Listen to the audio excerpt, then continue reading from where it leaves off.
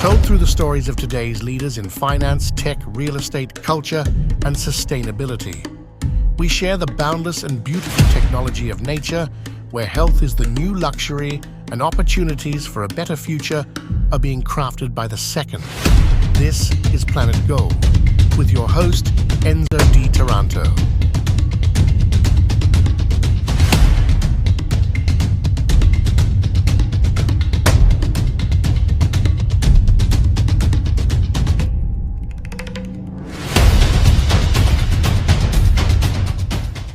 Welcome to this new edition of Planet Gold, my eco podcast to re-engineer the global climate agenda at the horizon 2030. In this new episode, I speak with Cristina Dolan, a Massachusetts Institute of Technology graduate in computer sciences, and also a former chair of the MIT Enterprise Forum. Cristina has also been named as as top 100 women in finance in the United States. Cristina Dolan is a bestseller author with her book on ESG and circular economy, and how to use the data to rethink the ESG policies and the methodologies. It was a very interesting conversation during which we touched multiple issues related to re-engineering the global climate agenda and accelerate the implementation of the Sustainable Development Goals. Cristina is half American and half Spanish. So we also discuss the different approaches to ESG in Europe and the United States, and also how the new trends towards rewarding sustainability and responsible brands and products are evolving in the consumers' behaviors and psychology, both in Europe and in the United States of America. We also discussed about how technology and sustainability are influencing the booming health and longevity industries worldwide. Thank you so much for this opportunity. And so, thank you for inviting me to be part of this, because obviously having co-authored a book in this space, written articles, it's a very important space. And I think that there's a little bit of confusion in terms of what it actually means. I think there's just one focus of decarbonization, which I think people talk about, but there's a lot of different facets, which hopefully we'll get a chance to talk about. So I would describe myself as somebody who was trained or educated as an engineer, but has been sort of the crossroads of very disruptive technologies, all throughout my career, from sort of the internet, e-commerce. I was co-founder of a company we took public in the internet connectivity space. I was CEO of an MIT spinoff in the AI or computational linguistics space in the sort of prehistoric days. It was like pre-2017 days.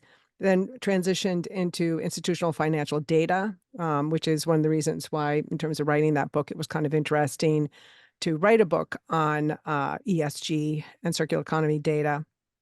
And from there, I got involved, obviously, finance and blockchain. And through my volunteer efforts at MIT, we were doing a lot of fun events in New York around blockchain very early on. And that's how I got involved in blockchain and Bitcoin in parallel to institutional financial trading. And from there, I transitioned into being some more entrepreneurial into the cybersecurity space, because obviously when you develop all these new technologies, create cyber risks, which, of course, are as I said in my article in the World Economic Forum blog, cyber is the most immediate financial and material risk that organizations face, and it also does impact climate and a variety of other UN sustainability goals. And so from there, I pursued cyber risk and have worked in the cyber risk assessment, cyber insurance space, co-founded a company in the insurance space, and then went on to work in the cyber risk as well as the network detector response and incident response, which, as you know, is something that's growing pretty substantially. In addition to that, in Spain, I co-founded a company called Additum that's focused on value-based medicine, which obviously is important, is to develop the governance and APIs to be able to develop greater forms of healthcare. And of course, obviously healthcare delivery is one of the UN sustainability goals as well. But with the declining number of people that are willing to work in that space, meeting the objective for everyone to have better healthcare is a little bit difficult unless you start relying on data, artificial intelligence, technology. And, of course, there are a lot of examples of how technology is being used in the medical field. So that sort of in summary, of course, I mentioned that I'm on a couple of public boards, and I do a lot of public speaking, but I would basically describe myself as someone who has always been at the crossroads of these incredibly disruptive technologies and developing new, interesting ways of solving interesting problems with these technologies for everyone. So, but thank you. Wonderful, wonderful. So we will certainly develop our conversation at the intersection between technology and sustainability. But before doing that, and before asking what is your definition of ESG, I would like to know when and how your passion for sustainability emerged in your life. So it's interesting. Obviously we are all impacted by the pandemic, and we've all heard about decarbonization, right? And those are little sort of points of pain. You sort of learn a little bit about it. But what was interesting was when the publisher sort of reached out and said, would you be interested in writing a book on ESG? Because you had worked sort of as a product manager in the data space for institutional financial trading. I thought, wow, this will be easy. I'll get this done really quickly. And I think the thing that was really difficult is the fact that sustainability has so many different definitions. And then you start digging down in terms of the different frameworks and philosophies and data sets and approaches. And, for example, SASB, which is used by public companies, that is the impact of the world on a company. Will the company survive, right? And we've all been impacted during the pandemic when supply chains weren't available. I mean, silly things like, toilet paper became a joke, but there's also the issue of whether or not you can get parts for your car, for example. So there were a lot of different variables that impacted people in that capacity. So whether a company survive, it is important. And it's not just the employees, it's not just the investors. It's the fact that if an organization has a concentration of people in a small town that are working there, or if one of their partners has a concentration of people in a small town, and those people, for some reason, lose their jobs because the company imploded or their partners, that means that they don't have a tax base to pay for the education. They don't have a tax base to, pay for the, getting their haircut. So all the small business in that town. So there is kind of a sort of a domino effect with respect to whether organizations survive or not. And we also see this with cybersecurity and third-party risk and as another example, right? But then you look at this from a GRI perspective as another, let's say another framework that's used to describe sustainability risk. And that is more about the organization's impact on the world. So I said SASB was the world's risk impact on the company, whether the company will survive, right? The risks they're facing. And GRI is the company's impact on, whether the world survive, right? And the UN sustainability goals are, different in that it's more about, humanity and the world will survive. And so it's things like poverty and hunger. And even though they're all intertwined, understanding all these various facets was kind of eye-opening to me, because when I first said that I would write the book, I thought, oh, this is going to be pretty easy, until I realized that, at every level you have so many different definitions from, different ways of these different approaches on the frameworks, the different data sets. There's some organizations that will take one form of these frameworks and they'll tweak it a little bit just to sort of adhere to some values that they have in their organization. Or, for example, they'll get their data from a different source. So they'll get satellite data to understand where water tables are moving versus going to FEMA organization, was a public US government organization that publishes water tables. And of course, that might be 3 years old. So you're going to get very different viewpoints. So having worked in institutional financial trading data, it was just fascinating to me how complex this space is and how many different views they are on the variety of these different risks, because ESG is a risk metric. It's and it just has a variety of different lenses by which it's looked at. So in terms of when I got involved, because I think it's easy to say, oh, I care about the climate, but really understanding all of those variables and how they're interconnected requires a little bit of discipline to really just dig in. It's not something you can think about at the surface and say, oh, okay, well, now I have an electric car, so I'm really very conscious. There's a lot of different facets. You look at SASB, as I mentioned before, which is one of the frameworks that's used for evaluating the whether or not a company is going to survive.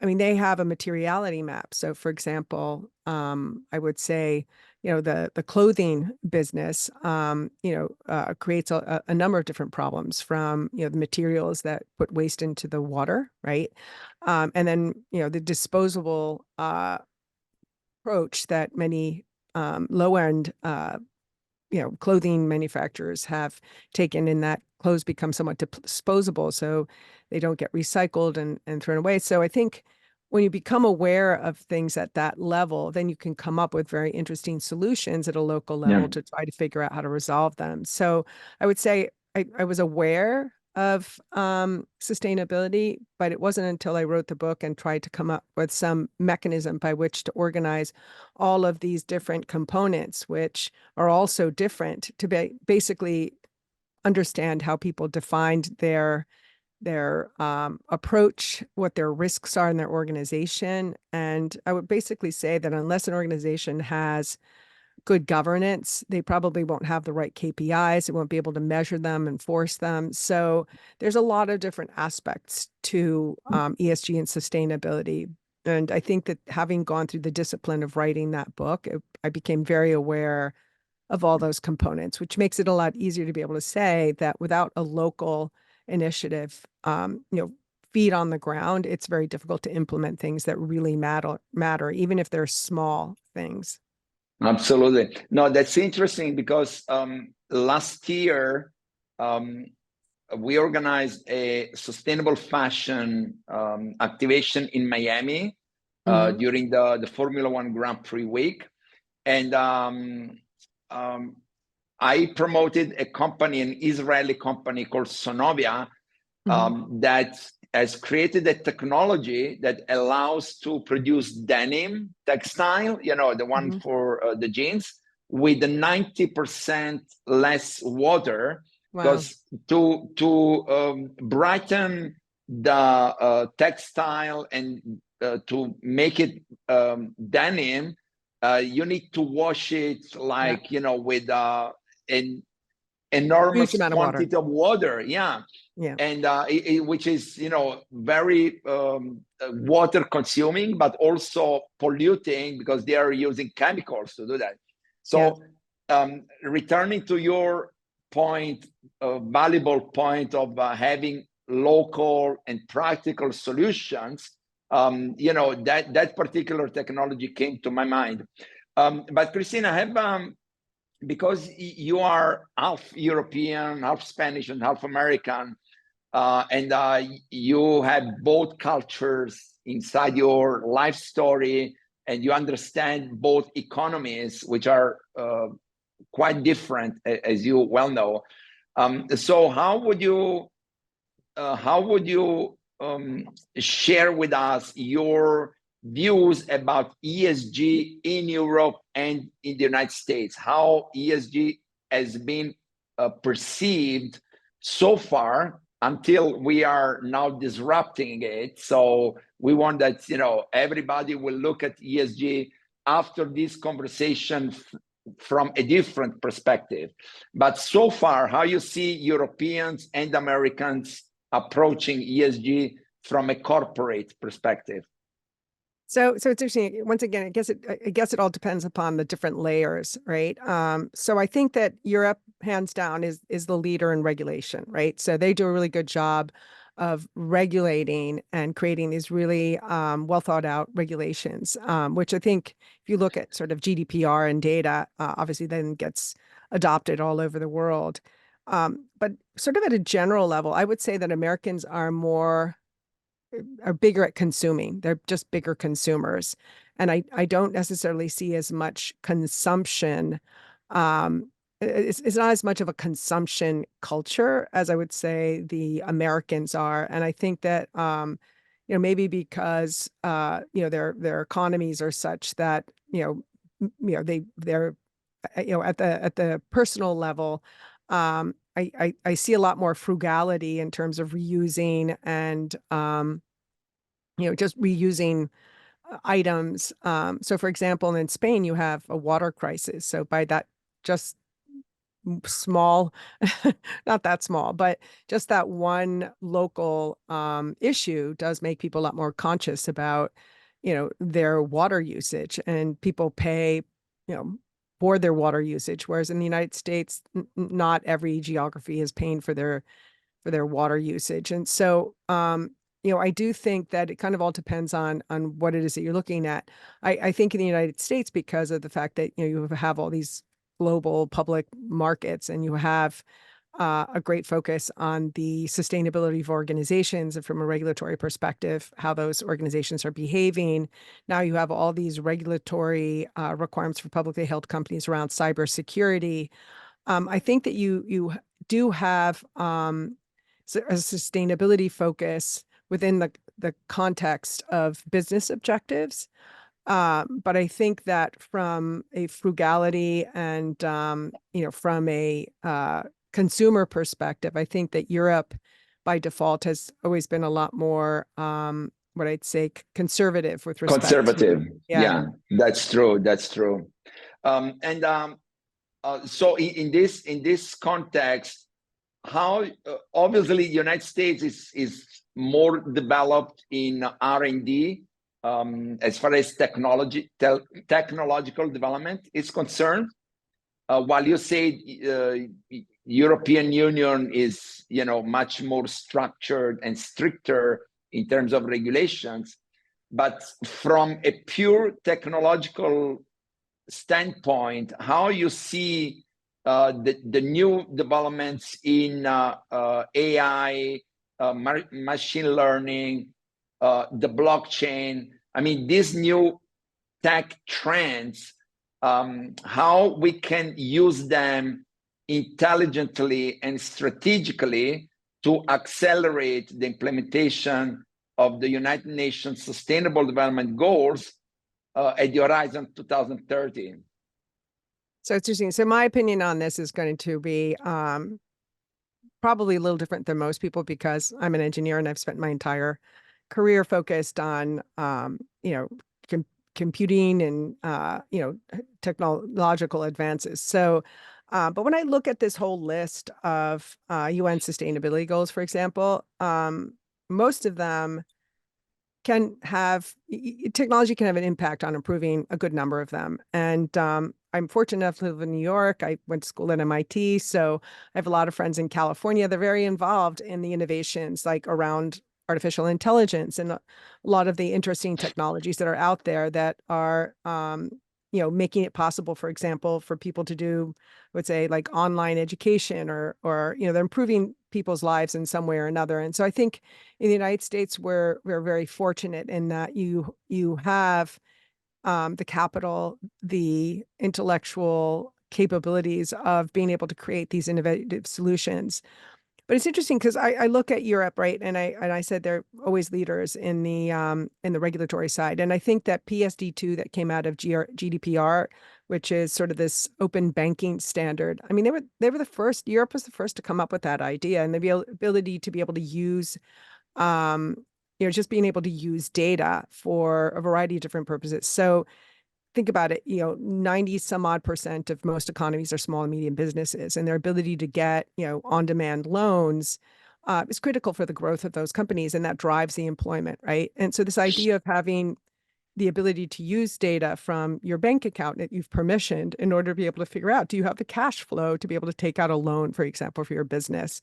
And so that whole concept of using that data on your behalf I think it was a brilliant idea, but you look at how the UK implemented, open banking and all the innovations that came out, because their approach was a little different. They ended up working with a number of financial institutions that then created these sort of incubators, and then you all of a sudden had all these great ideas that started to incubate. The US was completely different. It was like the wild, wild west. And it was like all these companies that went out and started just using this data and being able to create loans for education. And instead of being able to having to rely on these data sets from some of the larger, financial rating companies, right? And so, for example, being able to, somebody studying to be a doctor, they probably don't have great there's not a lot of financial data that would make it compelling to lend them money, but then they graduate from medical school and all of a sudden they're getting a good salary.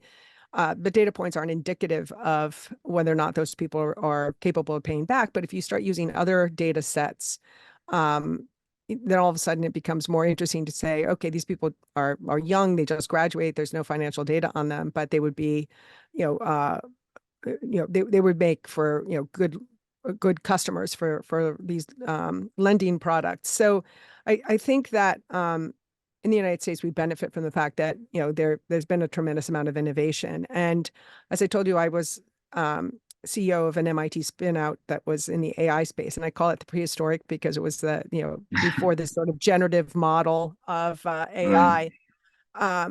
But I look at sort of what are the possibilities of what you can do with these, AI models, the use of data. I'm very passionate about the use of AI for healthcare because of the fact that, right now there aren't enough people who want to be doctors or nurses or want to work in the healthcare space.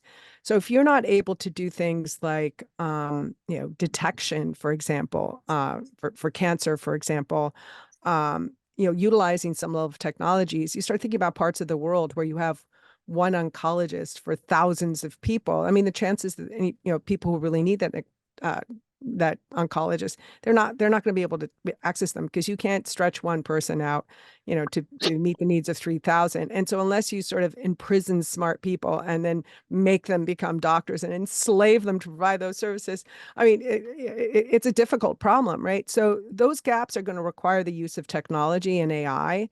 And so I know, kind of sort of off the topic here, but when I hear very generic statements about, well, let's hold back on our AI, I think to myself, okay, I think responsible AI is important, but AI comes in so many different flavors. And not all AI is consuming, data from like the New York Times or GDPR data off of some website that shouldn't have exposed it. There are a lot of ways of using artificial intelligence for the greater good. And if we if we set these regulatory mandates and say, hold back, don't do anything, you're limiting the amount of innovation that can be done to actually help, solve some of these global problems, because innovation is expensive. And you need to eliminate the regulatory barriers to get people motivated to participate in providing a solution to some of these great problems. So I think that I benefit from living in the United States a majority of the time, and I think it's wonderful that we have so many innovators and we have such great universities where there's a cross-pollination of ideas. I don't necessarily think that all these small countries that have languages that are sort of limited to the geographies of their environments have that benefit. So for example, if you talk to people that have been doing sort of research in this generative AI space using the open models, which keep in mind, there's a lot of AI that's not using open data and open models, but let's just talk about that in a minute. What's interesting is that because most of the content is generated in North America, when you talk about generative text, outside the United States, North American English, most of the content that's available is like, for example, religious has to do with religion. And so the generated language that comes from these systems outside of the United States doesn't necessarily have that strong a body of text to consume and train. And so the outputs are somewhat stymied by the fact that you don't have that much participation. So kind of going back, I think it's a mistake to pull back on these technologies because it will limit the ability for certain countries to be able to innovate and keep up and to be able to provide very interesting solutions that are required to solve a lot of very important problems. This problem, absolutely. You mentioned the application of technology to the health sector, and then you said I'm going a little bit out, of context, but I want to say that in my vision of sustainability, the application of technology to health in general terms goes directly and rapidly in the direction of affirming more and more sustainability, because from a spiritual perspective, what I think is happening and has been happening so far is that our disconnect from our own body, right, is the primary cause of the destruction of the planet. You see, because this lack of consciousness of the fact that we are drinking from plastic bottles, which is, part of the pop culture nowadays. I mean, nobody, is impressed or surprised that we are drinking water from a plastic bottle, and together with the water, we are drinking and ingesting microplastics that, make our cells plastic in some way. And nobody's surprised that, the oceans are filled by plastics and toxics, and then this enters into the food chain, and then we eat those plastified fishes, and this vicious circle is become usual and normal, you see. And so the fact that we are throwing plastics in the environment is due to this disconnect between our cells and our bodies, and then ourselves and the environment. You see what I mean? Totally agree. So Yeah. I think that there is a direct connection between sustainability, technology, and longevity that is not being reflected upon yet sufficiently, and requires a little bit more of maturation in our thinking and in our awareness. And so what you said is indeed not out of context, but very much at the core of what I think is one of the solution of this huge challenge that we are all tackling as humanity, which goes not necessarily only in the direction of technology and economy, but also in the direction of inner awareness and a new philosophy or a new vision of health, which is a more holistic, right?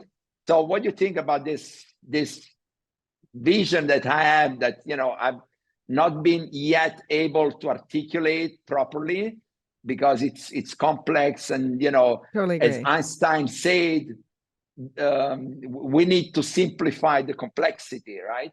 So I'm still finding a way to communicate that simply, but your inputs would be certainly valuable to me.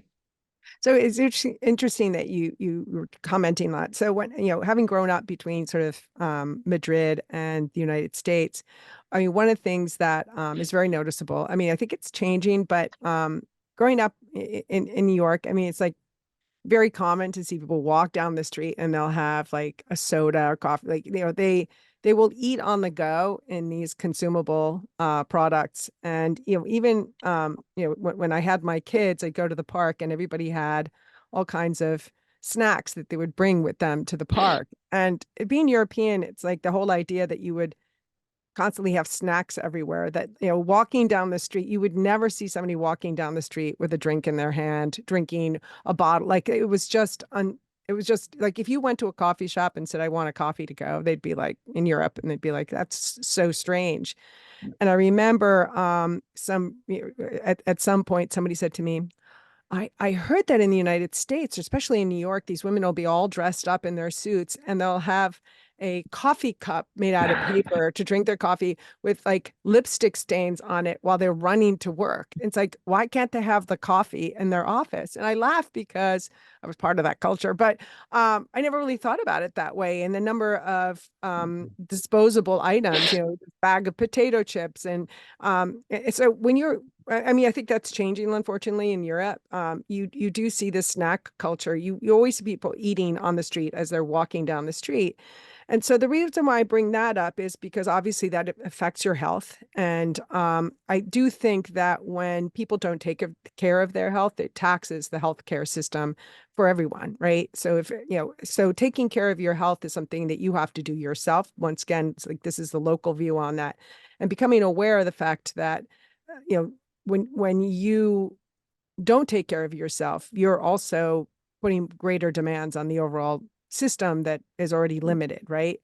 But then taking that a bit further, it's it's not even just the impact on the healthcare. It's the fact that family and people, like, you'll read these articles about people that are over a certain age, and if they're not spending time with other people, they get depressed and their longevity is much shorter, right? So I think there's something to be said about how people connect, how they communicate. And I know we all use devices and communicate very effectively, but that human connection is also an important part. And that's related to how people enjoy their meals together. And I would actually say that all this junk food is more expensive. It takes away from your overall health. Costs you money. And then it also takes away from the importance of spending time with and connecting with people. So even if it's a business meal where you're connecting and collaborating, that's an important contribution. And so once again, I feel like all of these different topics are somewhat interrelated. And that's why I always say that just looking at decarbonization as one sustainability objective is a little bit of a mistake. Limited. Yeah, it's very limited because all of these things are actually connected. And so I do laugh when I mean, now when I go to Europe, I do see people walking down the street eating something, which, like, you never saw that. Like prior to the big Starbucks craze, which isn't that big in Europe, but you would never see people walking down the street having a cup of coffee. It was just like unheard of. And here in the United States, you just see it all the time. You get your app, you order at the store, and you don't even talk to a human. You just pick it up and just walk down the street with your coffee, right? And so it's just interesting from a cultural perspective. Small things like that add up. And so talking about, the oceans and the number of plastic bottles floating around and the plastic island, which very few people are kind of aware of. What they don't recognize is that when you make these choices, you're affecting the healthcare system, you're affecting your connectivity with other humans, you're affecting, you're contributing towards the pollution problem. And so, but these are culturally ingrained in society. And so, and I know that these reusable cups and bottles, et cetera, are sort of educating people on the fact that, there is another option, but there is a cultural component that's built into how people, grab these disposable items. Absolutely. No, that's very interesting. And well, I don't want to go in this direction during our conversation because we want to capitalize upon your engineering perspectives, which are very, very valuable. But certainly, this cultural and the lifestyle, behavioral, elements are, in my view, at the core of the solutions.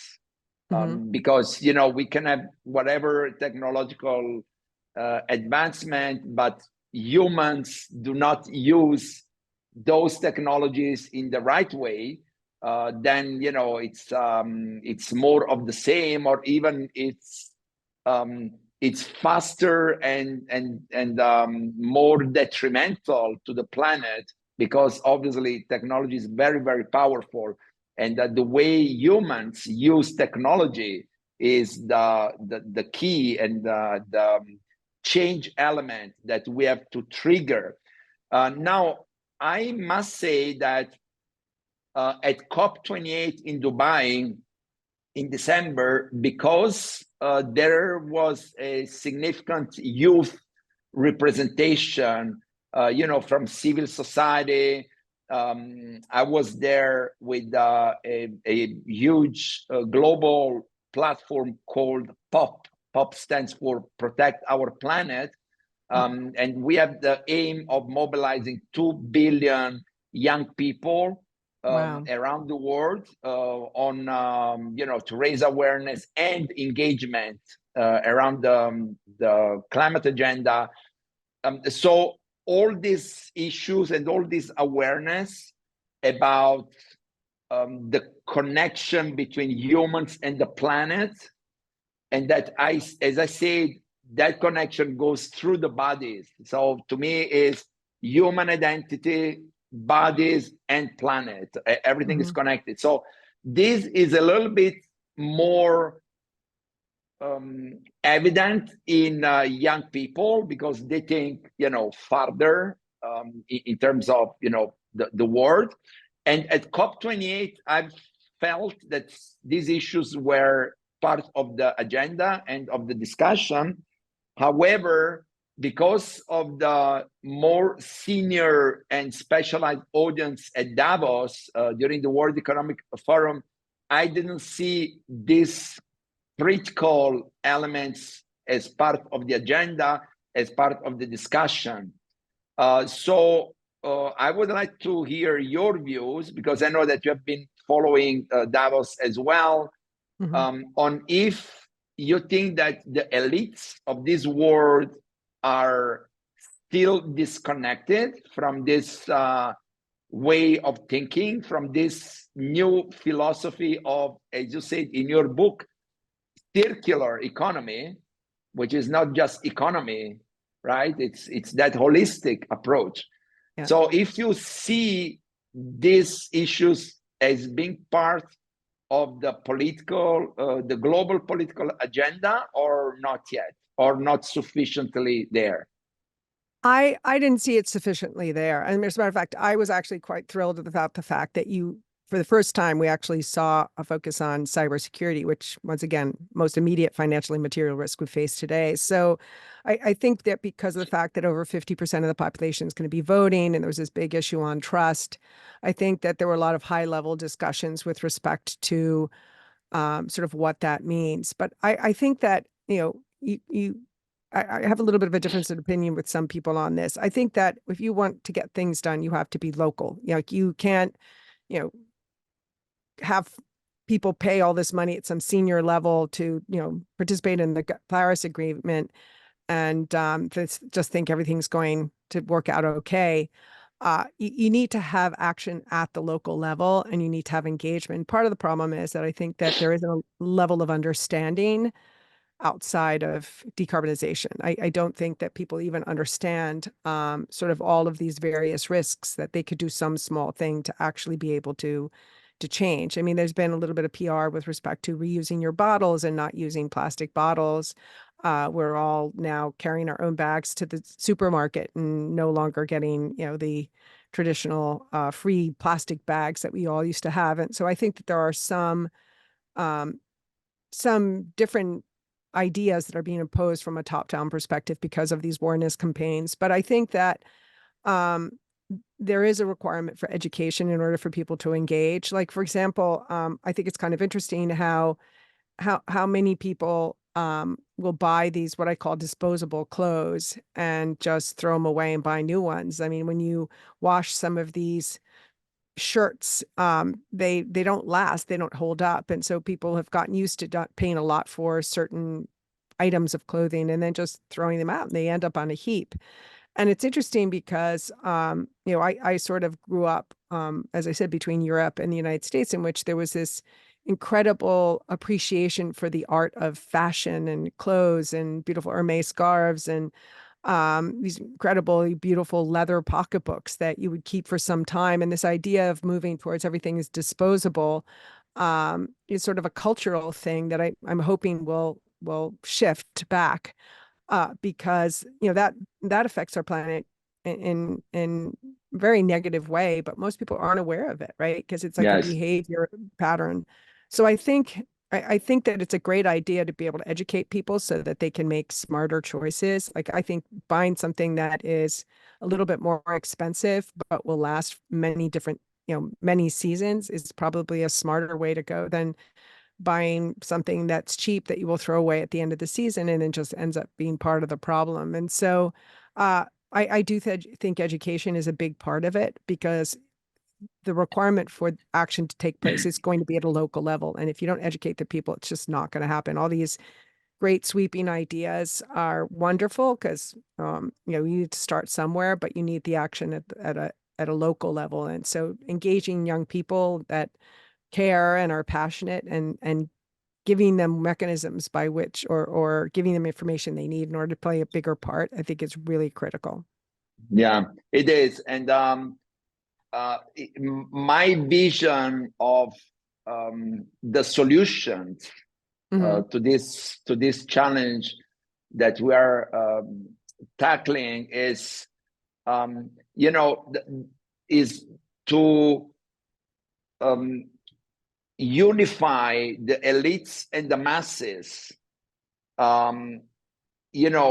towards the same objectives.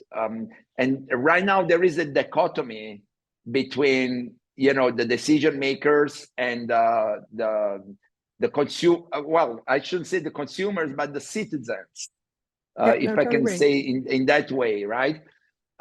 So I think that our job as leaders in the different sectors that we are leading is to accelerate and enhance the dialogue between these two top-down elements of the global society.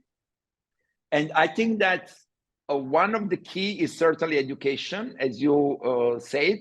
Not only education for young people, but also education for the parliamentarians and the politicians and the CEOs of big financial groups. And I can tell you, I speak with them all, and I can tell you that there is certainly a new and a raising awareness about the need to do something. Maybe it's not yet clear in their mind what to do, but certainly there is an expanded consciousness about the responsibility that they have at the decision-making level, from presidents and ministries down. And so education is also, in that perspective, is not just for young people, but I think that the key to accelerate this process is through the markets, because we like it or not, humans are moved by money at all levels, which is, a survival instinct. So if you are a CEO of a big company, your instinct is the survival of that company, and which goes through profit. Or if you are, a householder, your instinct is to have the monthly bills covered at the end of each cycle. So money is what really moves people. And if we manage to influence the consumers to buy more sustainable, organic, responsible products, then also the whole economic chain, the supply chain that you also mentioned, will move in that direction. You Totally see? agree. Totally agree. Yeah, and so I think that this is one of the solutions that I have in mind.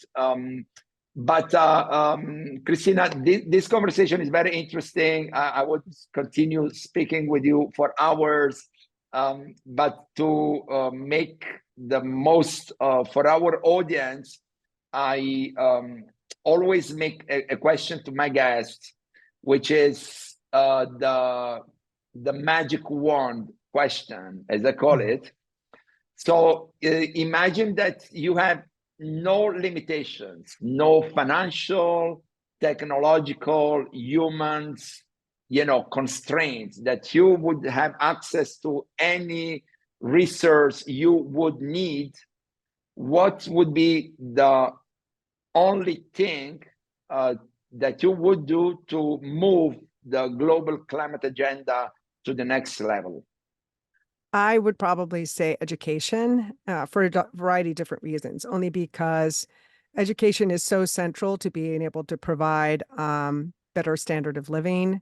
And kind of to your point before, that if you educate people that are either investing and or buying particular products, I mean, the people running these companies can't get financing, they can't get people to work for them, they can't generate revenue unless they're doing the right thing. But if you don't educate people as to what the right thing is, they're not going to align themselves with their proper goals, so that they're rewarding the companies that are doing the right thing and not aligning to the ones that are not doing the right thing. And I think in the end, if that strategy works, organizations will be much more motivated to be able to do the right thing versus just sort of responding to the needs for capital growth or whatever that, or revenue growth. So I think that education is probably the most important.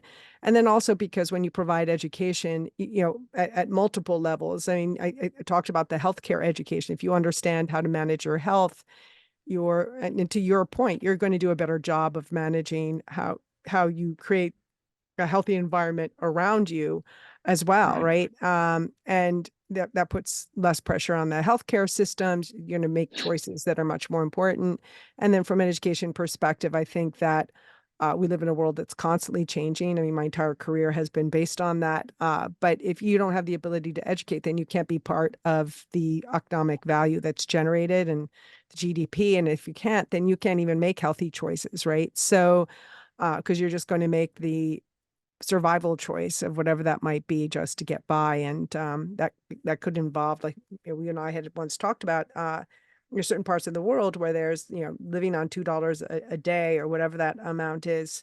And as a result of that, to cook their food, they're not using the most environmentally friendly mechanisms for cooking their food. They're just trying to survive, right? So I do think that education becomes the key that sort of unlocks people's ability to participate and generate economic value for themselves and the world. And then in that process, they can learn a little bit more about how they can have a positive impact on the planet and the world that they live in. So, so that would be my guess. But and of course, technology could deliver to places that have electricity, which is often a problem. But yeah, but I think finding ways to educate is probably the best choice. Absolutely. No, I totally agree with that. And also the way how we use technology to accelerate the implementation of the Sustainable Development Goals, including education, free education for all.